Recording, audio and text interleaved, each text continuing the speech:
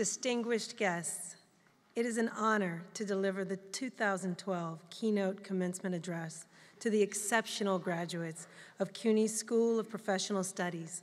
Thank you, John Mogalescu, for the invitation. As a dancer, I have performed on many of the world's stages, including this one. I am humbled to be on stage this evening in illustrious company of the graduates, their families, and the esteemed speakers. In my life's journey, this is a moment I will cherish. But today, this day, is about you and the culmination of an extraordinary leg in your life's journey. In the School of Professional Studies, you have chosen a school that is essential to the fabric of this urban center. I see before me the problem solvers of our city's future, and this path will serve you well. The path I speak of is your personal journey, the road, the one you have been on since you were born.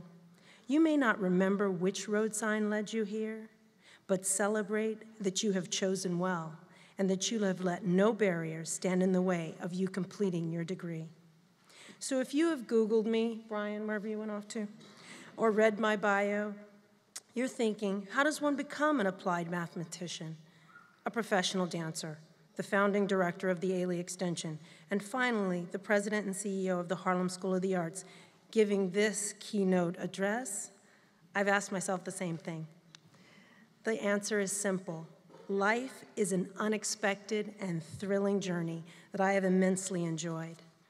Are you willing to take this brief trip with me to see how my life turned and took me for a ride on a road that I had assumed was straight and smooth, a road with no bumps or potholes that twists and dramatically turns? Yet when you look back and remember it fondly, it becomes the journey you were meant to take that makes you stronger and enables you to succeed. I am here to tell you, look around. You've made it, and you are on that road. Enjoy the ride. My life began uneventfully in Los Angeles, California, as a blonde-haired, blue-eyed, Negro child. Negro is what it said on my birth certificate because I was born in the 60s. Born to Linda Ellen Webb and Jamejo Joseph Perry, son of Stephen Fetchit, AKA Lincoln Perry, American comedian and film actor of the 1930s. Although with age, my eyes are now green and my hair is much darker with streaks of gray, that in and of itself is not an easy way to begin one's life. And little did I know the road was about to get a little rocky. We were soon just a single-parent household, me, my brother, and mom struggling to make ends meet in South Central Los Angeles. My mother's determination, 2 jobs, and court reporting school would transport us from that very difficult place to a comfortable home in the hills of Altadena, California. Unlike South Central, where everyone I knew in the neighborhood was poor and black, you have to understand, now it's the 70s, now I'm black, no longer Negro. Altadena, it's true. Altadena was an interracial community where I learned it was safe to play in the street, as long as you didn't roller skate past the house with the big giant dog, who would often chase you and your friends. One or either one of you would inevitably fall down. Those were the fond memories of youth, with the exception of the dog. The road seems smooth now, and I am a gifted and talented student, or so all of my teachers seem to tell me, destined for greatness and a road few will travel. But no one tells you your car's gonna break down. You will have to become your life's mechanic, and there will sometimes be hail the size of golf balls. I played every sport I could try out for, including Little League baseball, track, basketball, gymnastics, where I often fell on my head and had to get back up and try that backflip all over again. I played 3 musical instruments, and if that weren't enough after-school activities, I tried out for the cheerleading squad. Hey. You have to remember, it's the 80s now, big hair, and it's California. Meanwhile, I'm struggling academically to keep up with the honors classes that I've decided to take, and not quite living up to my A student potential, but I was enjoying this part of the ride. Fast, smooth, wind in one's face, and by now my family had moved several times. I'm attending my 8th school since the age of 3. But as you will soon learn, I like change, and I thrive when the variables are never the same. I know you're thinking, this is not a rough road. Well, the A grades I was supposed to get now are hovering near B's.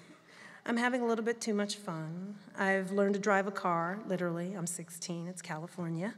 And it's my junior year in high school, when you're supposed to apply for college with a competitive GPA, which I currently didn't have.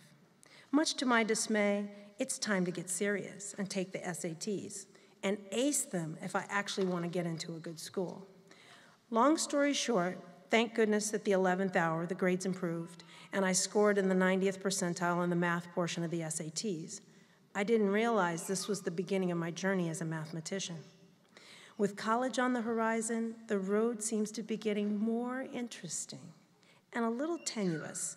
You see, I nearly scared my mom to death and almost destroyed her dream that I would be the first in our family to go to college by applying to one school. Why, do you ask, did I not apply to more than one school? Simple. As usual, I was living dangerously, relying on the fact that I had just scored really well in math on the SAT. You have to understand, the admissions office of one of the schools in California, a public school, UC Berkeley, had just called my house in the middle of nowhere, i.e. Rancho Cucamonga. Yes, that's where I lived, to invite me to apply. This was definitely the sign that this was the school I was destined to attend. I would later realize something, though, a bit troubling about myself. I enjoy the thrill of the ride way too much and delight in living on the edge. This is the key to who I am as a person. The unexpected and the unknown inspires me in an odd way to work harder and to get more creative, which is one of my greatest strengths. But this could have been a disaster. If the one school I had applied to hadn't accepted me, that would have been a real problem.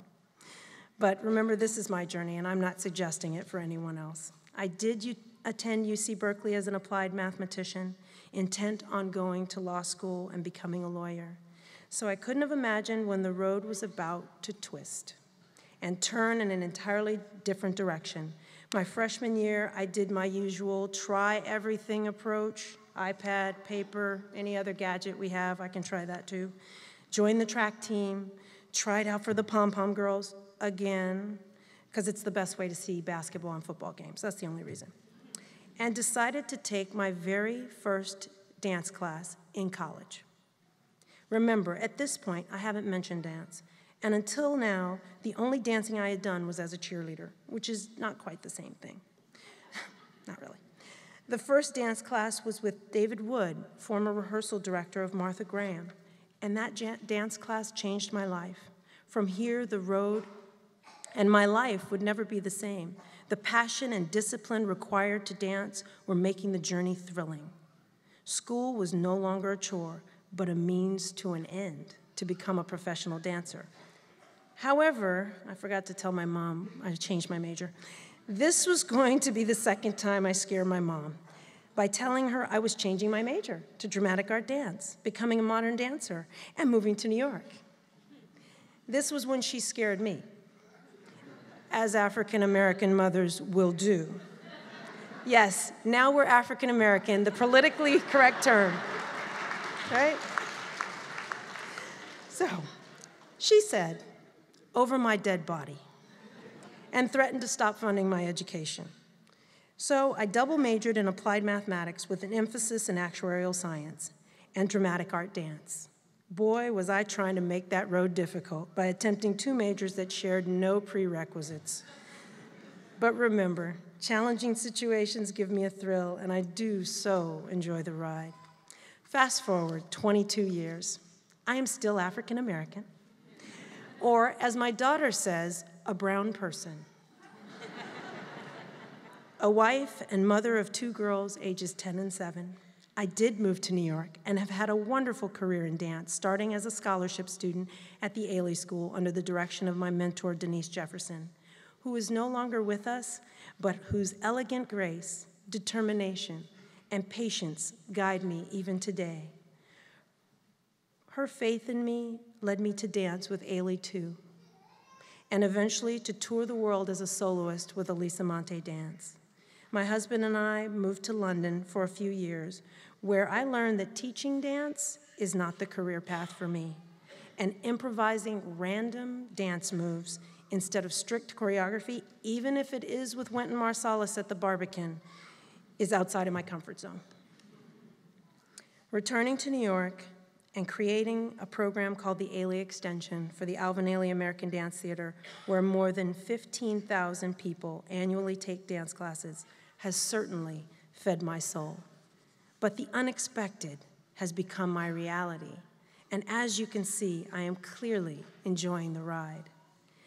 Now, having taken this brief road trip with me, you will undoubtedly know the direction I took when the road sign suddenly appeared along the way that read, "Save, cherished Harlem institution you know nothing about." Of course, I said a resounding yes, and made what seemed like a total detour from the journey I was on. The path to restore the Harlem School of the Arts, New York's premier community art school, has been paved with potholes, barricades, and of course, golf-sized hailstones. It has been the biggest challenge I have faced in this journey of life, and it thrills me to my core. This leg of the trip is steep, where every mile seems like just an inch of progress. But I say to myself, enjoy the ride. You will succeed. This is the road you were meant to take, and that few will travel.